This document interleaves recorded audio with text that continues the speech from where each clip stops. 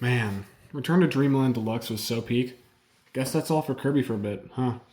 Well, I'll get around to making another Kirby video. I'm just gonna take a quick rest. Hmm? How long was I out? Oh, peak. New Kirby stuff. Oh shit, it's been 2 years. Peak, peak, peak, peak, peak. It has been a hot minute since there was a new Kirby game, or anything really. And then they came back swinging with the Forgotten Land DLC, Star-Crossed Worlds. When I watched the Switch 2 Direct the day it came out, I literally jumped out of my seat. I was so hyped. And we also got Air Riders on the way, which may or may not have lore. I kind of hope it doesn't, because that would make having copy abilities, that would make characters other than Kirby having copy abilities canon. And I don't really like that taking away from his uniqueness of like that ability, other than like Gooey, but like that's kind of like the one exception. Anyways, yeah. So we're getting a lot of Kirby content this year, and if we're lucky, some more will be announced soon. And it's just good to be a Kirby fan again. Anyways, I'm gonna start this with my predictions I had before Star-Crossed Worlds released. So the first thing I noticed was the name. Star-Crossed Worlds means thwarted by bad luck. Thank you, Google. So I thought if something bad would happen, which was probably just spoilers for the end of the game. I'll only be showing it on screen, so if you don't want spoilers, look away from the video. Alright, spoilers over. Or it's just that the evil meteor, yes, that's what it's actually called in game, in the figures. Or when the evil meteor hit the new world in the first place, because, I don't know, could just be bad luck. Maybe the title is a translation error, which is potentially not the only one if this were the case. Second prediction I had came from the evil meteor 2. It's shaped like a heart. Kind of like the Jamba hearts. That's what I immediately thought of. So I connected it to Void Termina. I saw some people think it may have been a connection to like the Novas, but there's big difference. This one isn't like mechanical. Anyways, I didn't make the connection to Galactonite because like he's barely canon. That's it for my predictions. Oh, one last thing. The day it was announced, before we even knew what the stories were, and we thought it was just like this one dude, I like how everyone thought he was going to be another traitor, like how they did when Elflin was initially shown off. Alright, I don't have much to say about the gameplay. The levels are really fun.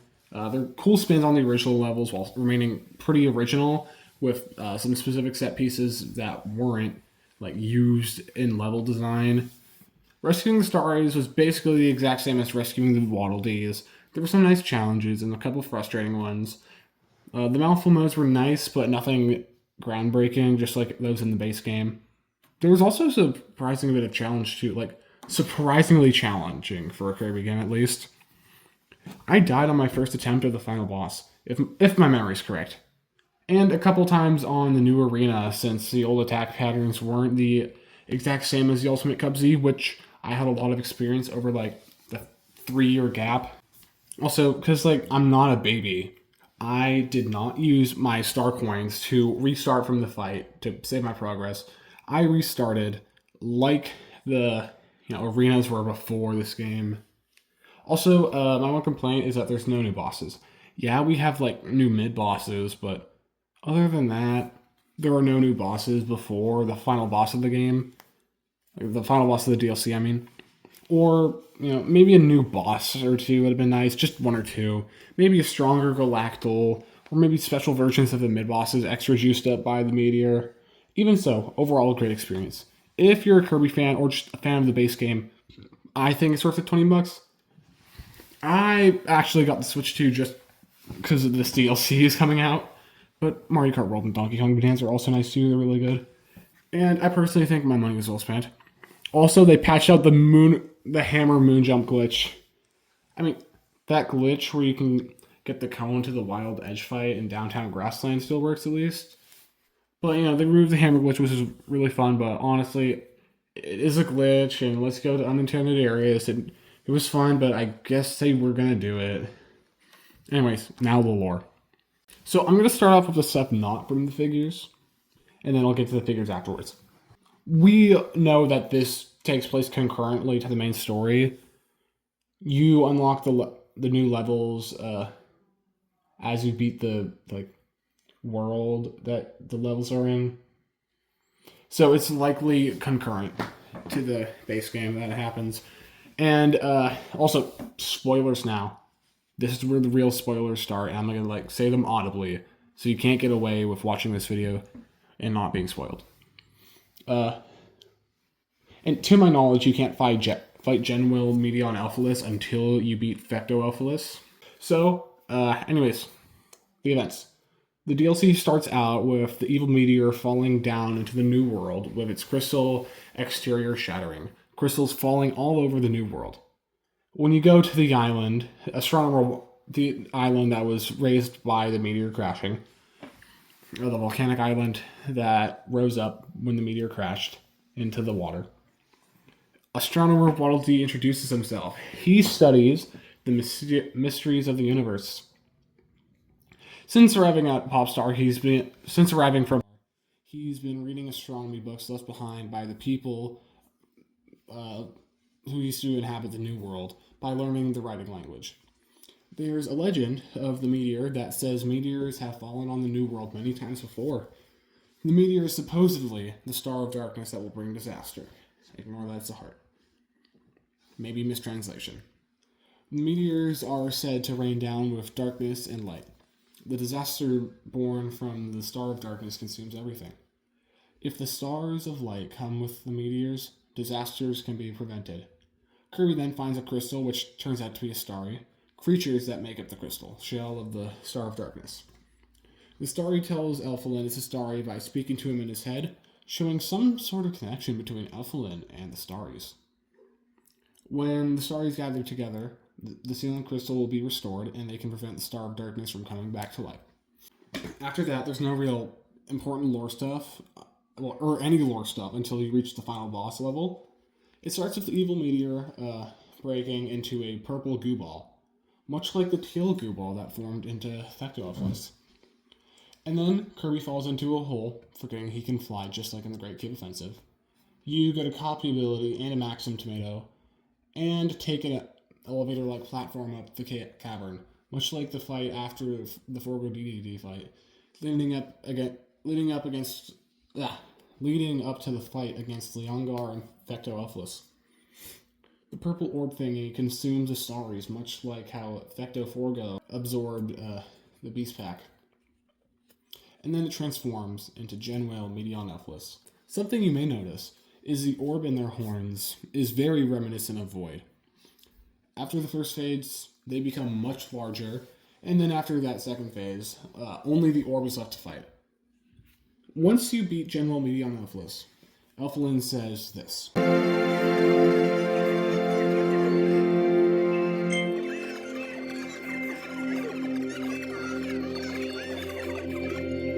I'll be going more into this line when we get to the figures. After this, you unlock the True Arena. If you're not media illiterate and you've played a video game before, you can tell that this question mark here means there will be more than 12 boss fights. After you beat Genwell, Medion Alphalus in the True Arena, you notice that, I don't know the reason for this, but you don't fight their final phase. But after this, you enter a fight. It seems very similar to Chaos Alphalus's fight. However, this isn't Chaos Alphalus, the ultimate life form. This is Chaos Alphalus, Lord of Chaos, wielding Genwell Medion Alphalus's spear, Ares. Their attacks are that of Genwell Medion Alphalus. After that, you beat him. It goes a similar route as regular Chaos Alphalus. You alpha mode out their core, but they immediately create copies of the Beast Pack this time. The Beast Pack bosses, that is. And they're made of the same red material that Chaos Alphalus is in their orb form. They have attacks that are a mix of the final phase of Chaos Alphalus and Genwell Medion Alphalus. After beating them, some glowing white stars are released from them. And after this, Elfilin absorbs Chaos Alphalus's essence just like when you initially beat them in the Ultimate Cup Z. Like in the base game, the figures give us a lot of lore. So I'm going to go into the figure descriptions that give us some. A poem passed down through the ages was thought to contain a prophetic message, but no one could fully decipher it until a singer had a breakthrough in a dream. Her song debuted according to the prophecy, the day the ship left the planet. It was played on board, giving hope to all who heard it. So this straight up confirms whoever lived in the New World originally left via spaceship. Correct me if I'm wrong, but this is the first case of straight up confirmation that the old inhabitants just left. Also, there was no prophecy mentioned until this, and I'm gonna be honest, this isn't elaborated on. These children of a mysterious twinkling planet have the power to contain the evil meteor. In the distant past, they traveled through time, crossed the galaxy, and discovered a planet-destroying meteor. They became planet protectors, turning themselves into a crystal to seal away the meteor. So, this explains further what the stars actually are, and that they are powerful, implied to be capable of time travel. Also, I have a theory for them later, but you'll have to wait. Just as the legend goes, a meteor has passed countless times over the eons. The story has been handed down as a poem that is said to tell of the future with a meteor that can sink continents or wipe out all of life. The legend is mostly forgotten, but now a new meteor falls. A new meteor falls. This means that there was a meteor before this one, for it to be a new meteor. Keep that in the back of your head for later. Her song rang out not only on this world, but across the galaxy, riding the radio waves emitting from the space's hangar long after there was no one around to hear it. It debuted on the ship's departure day. And yes, the soothsaying songstress was among those who chose to remain on the planet. So, not everybody left the planet, apparently. I can't think of any theories or anything I can derive from that, but I thought it was something notable. The stories are full of mystery. Where are they from? Where do they go? Spirits born from gems. They're also called children of the stars, as they often sail blissfully through space. It's said they once crystallized a fiend capable of destroying the entire galaxy. Somebody strong enough to destroy an entire galaxy being crystallized? Sound familiar? Well, you may think it could just be general medium alphas, because they do have that power most likely. It could be more. It could be deeper. Another. The spaceship New World is capable of warping to other galaxies. It's a prototype, but it's similar to another ship that once took travelers to the stars. The familiar theme, Park Windaria, and a special song, you know the one, were used to make travelers feel safe as they board. So at this point, can we agree for sure, without a doubt, the dudes who inhabited the New World were the ancients, or at least the scientific ancients? We know they had scientific technology that let them travel from galaxy to galaxy, and there was a small visual connection to the lore Starcutter. So we know without a reasonable doubt that the ancients left from the New World and went on to another galaxy, and maybe they split into the scientific and magic agents. Rivals learned to survive in a new world. King Dedede was starving when he joined forces with the Beast Pack, but Midnight, sensing the sinister will of something to the north, shook it off and became a protector of Waddle Dee Town. This feels very out of character for Meta Knight to me, and I feel like this is probably a translation error. When Meta Knight senses danger, he figures that shit out and does not just shake off the sense of something sinister. Maybe it's not like a translation error. Meta Knight has had his fair share of mistakes, like when he didn't tell Kirby about Nightmare or Dark Nebula, but I'm not completely sure. The legend of the meteor was considered a fantasy from ancient times, but with the discovery of ID F-86 and the sinking of the islands, it seemed there might be some truth to the story. Just as the ancient researchers predicted, the evil meteor soared through space, determined to destroy the world. Ancient researchers, it's them. It's the ancients. Also, I don't really remember the island sinking being mentioned in the base game, so if they weren't, then that's new. Also, this does add a bit new knowledge that IDF-86 and the sinking islands were part of the legend. Two spears, Antares and Ares. Elphalus, the invasive species that traveled to this planet, forged one by absorbing materials to become complete. By grasping the other crystal spears that Meteon Elphalus left behind, they were able to gain the power of the stars and become the ultimate Lord of Chaos. So, this helps with the timeline of events. Kirby beats Elphalus, then Meteon Elphalus, then Morphinite, Elphalus takes Ares, we fight Chaos Elphalus, then Elphin absorbs Chaos Elphalus. I think only the Lord of Chaos fight is canon, since Chaos Elphalus's figure says their last bit of life was returned to Elphalin, so there would be no Elphalus left to take Ares and become the Lord of Chaos with. Two related invaders were born in a distant corner of the galaxy. Having seen the failure of his kin, who had gone to the planet earlier, the elder brother, Meteon Elphalus, followed. Using the stars, he took a more advanced form, but thanks to Kirby's efforts, the long history of invasions is at an end. So this tells us that Fecto Elphalus and Genwell Meteon Elphalus are brothers, and that Genwell is so different because they absorb the Starries. I've seen somebody say there's a connection between Genwell Meteon Elphalus and Darkmind. This is because of the crystal motif, but that falls apart when you remember the crystal stuff comes from the Starries. However, there could be a connection between the Starries and the mirror dimension, but there's no real evidence for that. So, if you saw my last Kirby video from 2 years ago, you'll remember Kumazaki deconfirmed Kirby being related to Void, and that brought into question if Void was related to Dark Matter, the Master Crown, or the other stuff that Void replicated in his fight. Void copied other stuff it wasn't related to, it doing the copying. However, with General Meteon Elphalus and the orb on its head that is just like Void isn't playing any tricks here. So it's entirely possible that Void is related to General Meteon Elphalus and, by proxy, Fecto Elphalus. General Meteon Elphalus and Fecto Elphalus are both able to make copies of the Beast Pack, mirroring Void Terminus powers to create Master Crowns and mimic others like Dark Matter or Kirby. So, they likely are able to copy what they have knowledge of, which would support that they, at least, this supports that, they know of, Dark Matter or the Master Crown and stuff. Which, maybe they've interacted, but, I don't see them interacting really. I don't really see them just, hanging out or anything like that. So maybe, they did create Zero and, by proxy, Dark Matter and make the Master Crowns.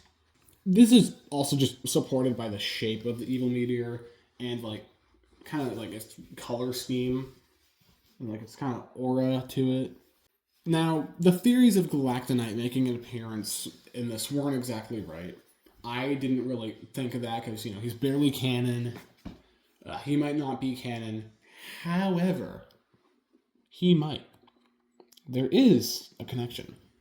Going back to the Planet Protector Starry figures, it's said that they once crystallized a fiend capable of destroying the entire galaxy.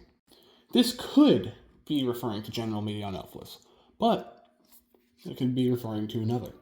A fiend capable of destroying an entire galaxy who was sealed in a crystal? That sounds a lot like Galactonite, doesn't it? The meteor that Fecto Elphalus came in probably had some Starries. Elphalin implies that when, he says he felt a connection to them once before.